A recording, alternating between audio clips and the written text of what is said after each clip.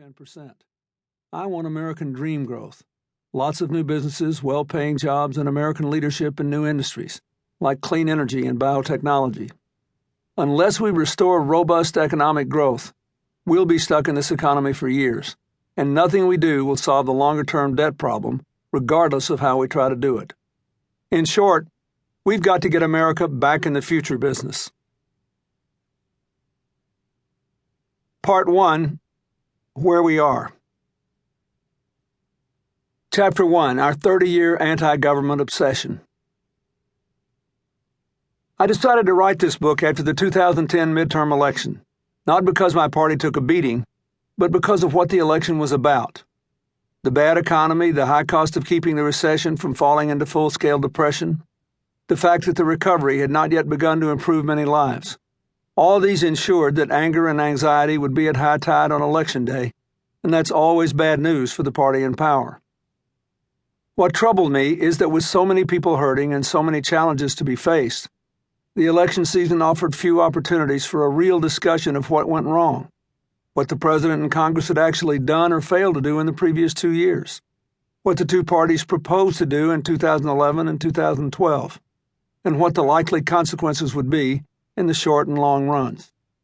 Nor was there much said of substance on the larger issues on which these questions would have an impact. How do we propose to restore and maintain the American dream at home? How do we ensure America's economic, political, and security leadership in the more competitive, complex, fragmented, and fast-changing world of the 21st century? Instead, the election seemed to occur in a parallel universe of inflated rhetoric and ferocious, but often inaccurate attacks that shed more heat than light. The Republicans seemed to be saying that the financial crash and the recession that followed, as well as the failure of the United States to fully recover from it less than 18 months after the economy bottomed out, were caused by too much government taxing, spending, and regulating, and that all would be well once we cut the cancer of government out of our lives and pocketbooks. They portrayed Democratic congressional incumbents and the president as big government liberals who brought America to the edge of destruction, and if given 2 more years, would push us over into the abyss. The attack proved to be very effective in the election, but I thought it was all wrong. First, the meltdown happened because banks were over-leveraged, with too many risky investments, especially in subprime mortgages, and the securities and derivatives that were spun out of them, and too little cash to cover the risks. For example, Bear Stearns was leveraged at 35-1 when it failed. Traditionally, commercial bank lending is leveraged at 10 or 12-1, investment banking a bit more. In other words, there was not enough government oversight or restraint on excessive leverage. Second, the meltdown did not become a full-scale depression because the government acted to save the financial system from collapse.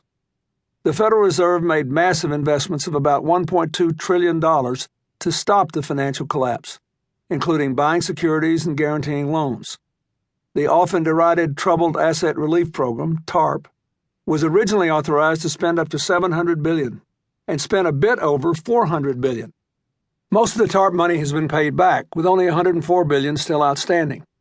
In a July 8, 2011 Washington Post article, Alan Sloan and Doris Burke estimated that the final cost of the TARP program would be just $19 billion, and cited an analysis in Fortune magazine concluding that the Federal Reserve's income on its investments would actually produce a net profit for the taxpayers in the bailout of between $40 and $100 billion. Third, according to most economic studies, the stimulus, along with the rescue and restructuring of the auto industry, succeeded in keeping unemployment 1.5 to 2% lower than it would have been without it. Of course, the stimulus didn't restore the economy to normal levels.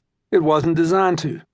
You can't fill a several trillion-dollar hole in the economy with $800 billion. The stimulus was designed to put a floor under the collapse and begin the recovery. More than a third of the money funded a cut of about $800 per family in withholding taxes for 95% of American families, whose incomes had been increased modestly or not at all in the nearly 8 years before the crash. Many people needed the money for necessities. About 30% of the money was sent to state and local governments to prevent larger layoffs of teachers, health workers, police officers, and other state and local employees. That part of the stimulus must have worked. After the funding ceased, state and local government payrolls declined by more than 500,000 people. Only a third of the